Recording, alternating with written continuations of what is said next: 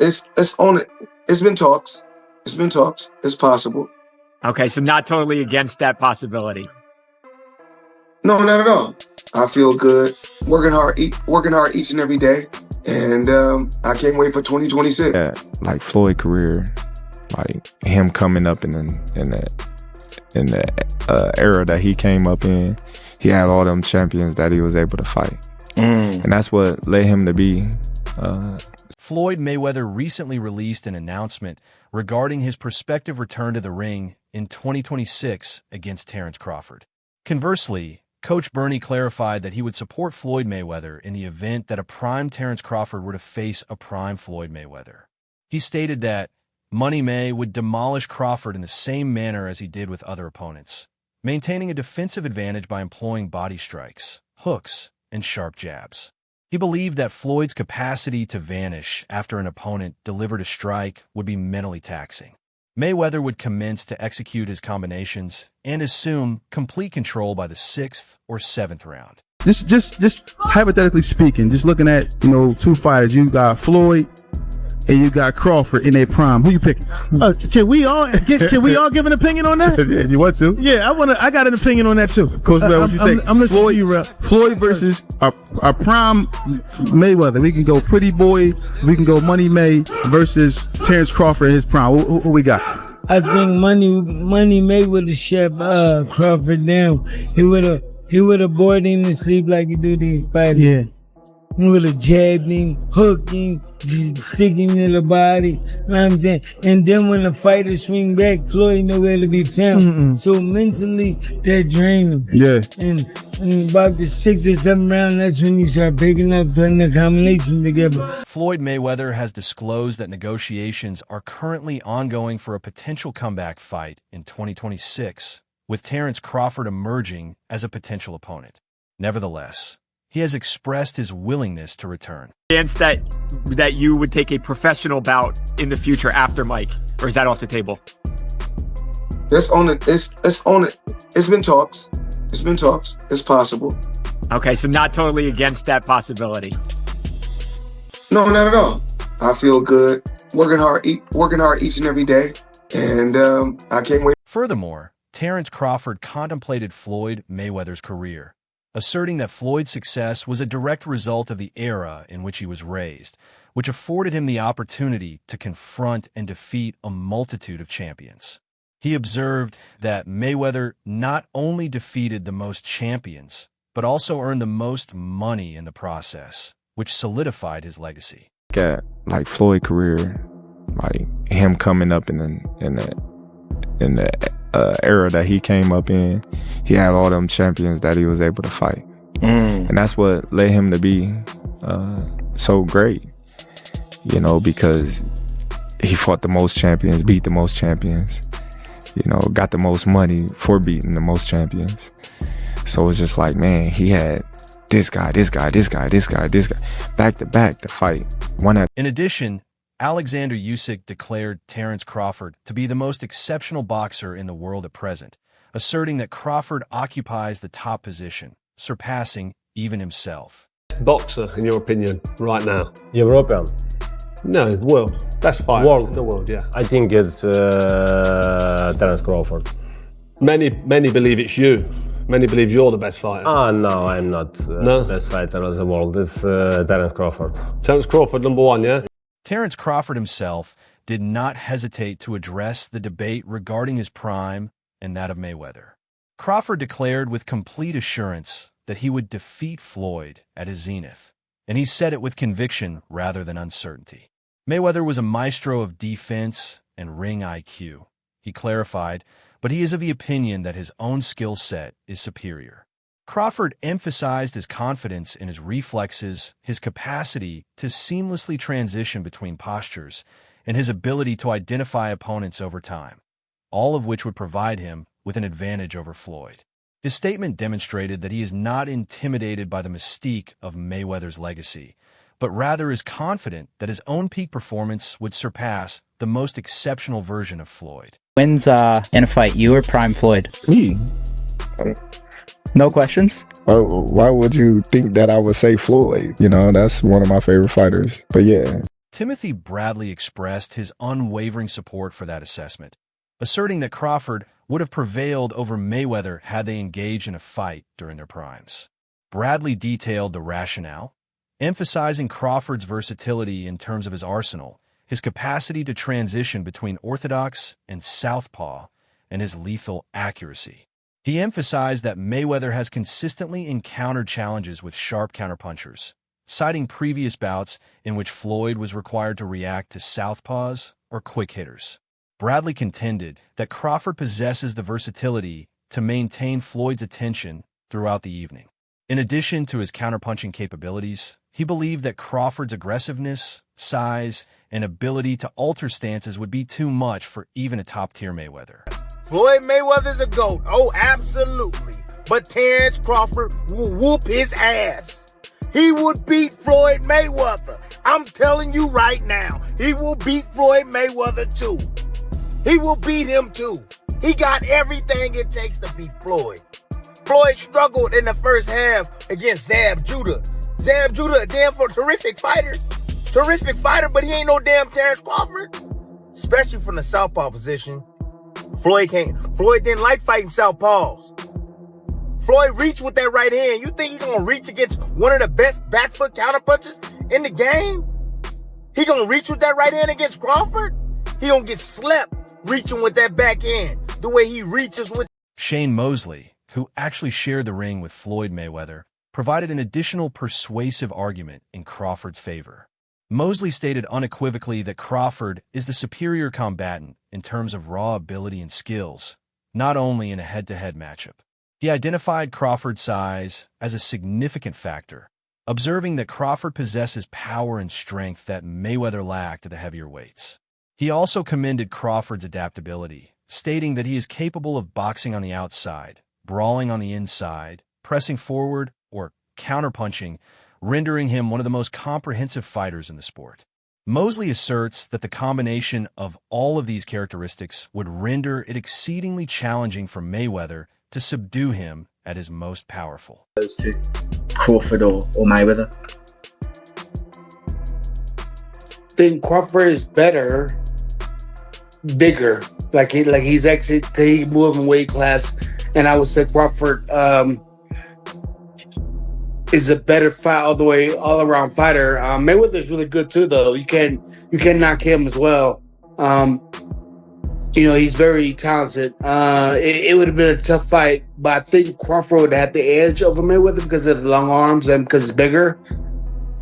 You know what I'm saying? And he would have kept him at bay. It would have been hard for Mayweather to counter, maybe. But Mayweather's definitely a technician. I mean, like Crawford said, Mayweather has his era, and Crawford, this is his era.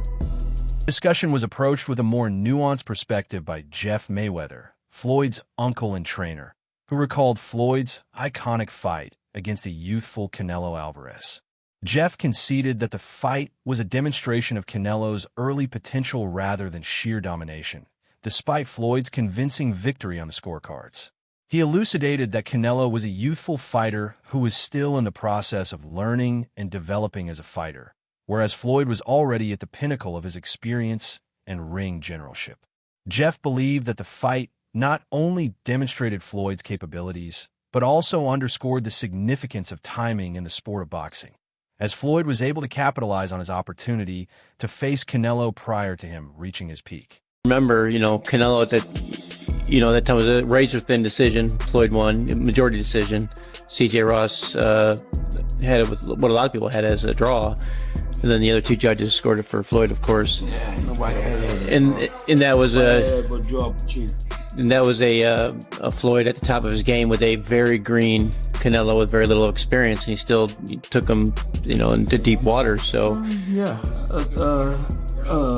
what was Canelo? What, 20-something? 20 what? 23? 25? Yeah, he was. Very, very young. Jeff Mayweather also emphasized that a fighter's prime typically occurs in their 20s when their physical strength, reflexes, and speed are all at their pinnacle. This provided additional context. He observed that Floyd's victory over Canelo occurred at the age of 36, which is beyond the threshold at which the majority of combatants achieve their peak performance.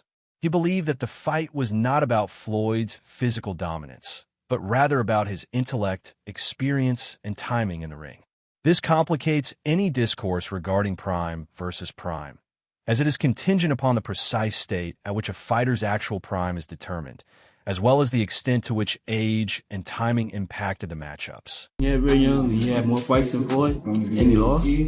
Yeah, but man, that was 30-something years old, 36. Well, Floyd was clearly at the top of his career, and Canelo had fought a lot of people. How you at the top of your career in your prime? You in your prime? You ain't in your prime when you're at 36. That's not your prime. Did he lose? I mean, your prime is in your 20s. It's different for different people. Yeah, okay. Well, so, and that's why Canelo is saying what he's saying. I mean, want to make himself look like he did something. Trainer Bradman Edwards offered a more nuanced viewpoint, asserting that a confrontation between Mayweather and Crawford would have been razor thin, with both fighters possessing plausible avenues to victory. However, he underscored the importance of concentrating on the present, encouraging fans to allow Crawford to savor his moment rather than perpetually contrasting him with the legends of the past. Edwards criticized the manner in which fighters such as Floyd Mayweather and Roy Jones Jr. occasionally conduct themselves in public, asserting that they frequently set a poor example by competing with or tearing down the next generation instead of elevating them. He contended that boxing should honor its present champions while also honoring its history, rather than establishing unwarranted divisions between eras. It's a close fight. You know, it's things Floyd do better. It's things that Bud do better. But I'd rather not say, because I'm not going to just lie and just say nothing, like, and make up something just to, I got my opinion on, you know, how the fights would go and, you know, but I think we should just let the man enjoy his great moment. He's a great fighter. And I see a lot of immature stuff, and I don't like the way things is going with Floyd and Roy. They two guys that a lot of the younger guys look up to, and they taking shots at each other in the media because of the who's better and all that kind of stuff. So, you know, I just want to see Bud enjoy his moment. And, you know, unfortunately, they didn't fight. You know, they could have made, they kind of two different eras, though, even though they was fighting at the same time. Floyd kind of was doing his different thing over there with PBC, and Bud's a lot young, about 10 years younger than him. So it didn't happen, and we got to just live with it, you know. Sean Porter made a bold statement by asserting that Crawford may be a superior fighter than Mayweather when career choices are taken into account. Crawford's decision to confront a dangerous top super middleweight and move up 3 weight classes was cited by him as an example of an action that Mayweather would never have taken. Crawford's fearlessness, his desire to challenge himself against the best, and his willingness to venture beyond his comfort zone were all demonstrated by that singular decision. According to Porter, Crawford's propensity to take risks renders him the more daring and potentially even greater fighter when evaluating legacy through ambition, despite the fact that Floyd built his career with precision and brilliance. Terence Bud Crawford greater than Floyd Mayweather, or better than Floyd Mayweather. Greater is a little bit different. Greater is impact, resume, all that shit, but better. Terence Bud Crawford, after what he did last night, is better than Floyd Mayweather because there is no way Floyd Mayweather would attempt to do that crazy shit. See, that's the insane Sugar Ray Leonard versus Marvelous Marvin Hagler after being gone for 5 years type shit. Never being at middleweight, first fight at middleweight, being against Marvelous Marvin Hagler. Terence Bud Crawford never been on middleweight.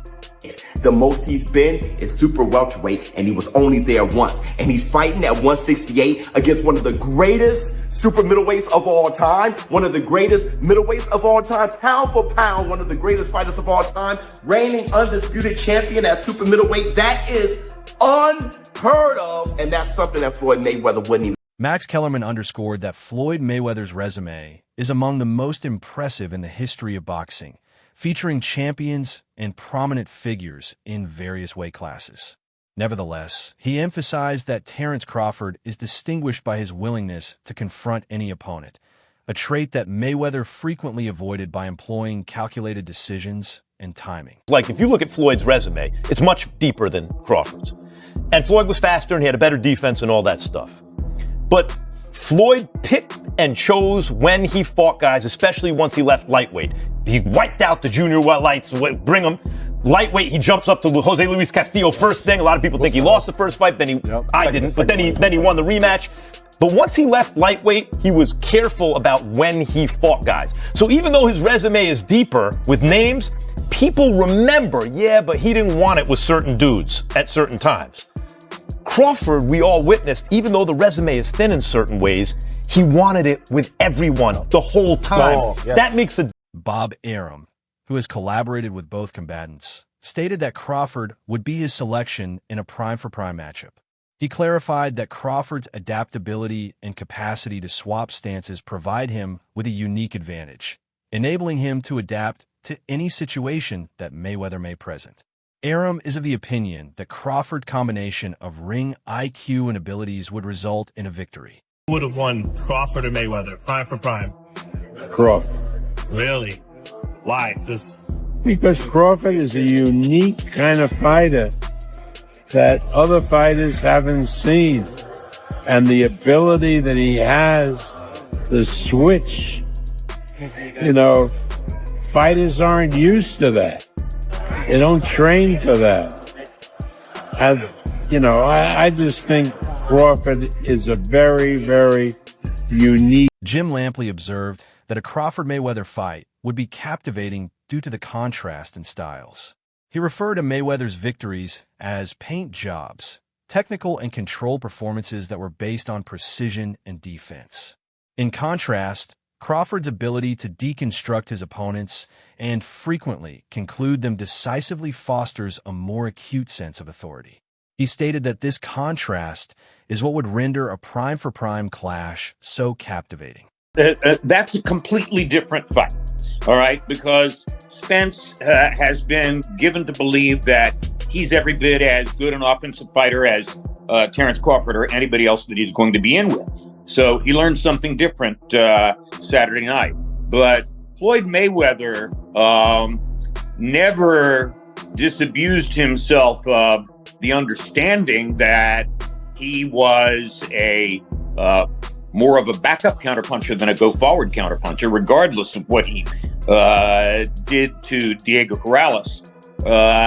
And that's a different kind of approach and effect than what Crawford achieved the other night. So that a Floyd Mayweather beatdown or one-sided win was much more of a paint job than what Crawford. Sean Porter described Terence Crawford as a chess master in the ring, highlighting his strategic mindset, capacity to mentally exhaust opponents, and mid-fight adjustments.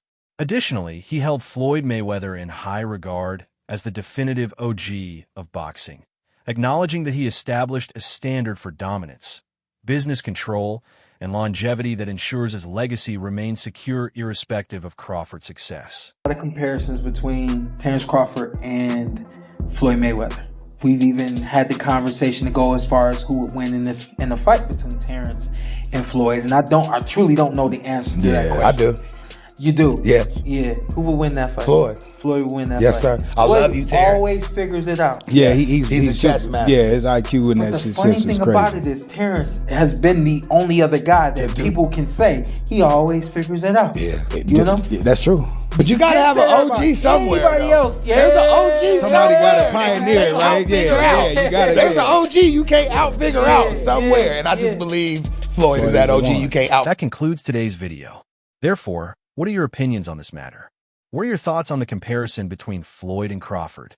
Please share your views in the comments section and be sure to subscribe and like the video if you found it enjoyable. Additionally, please observe our other videos located on the right-hand side.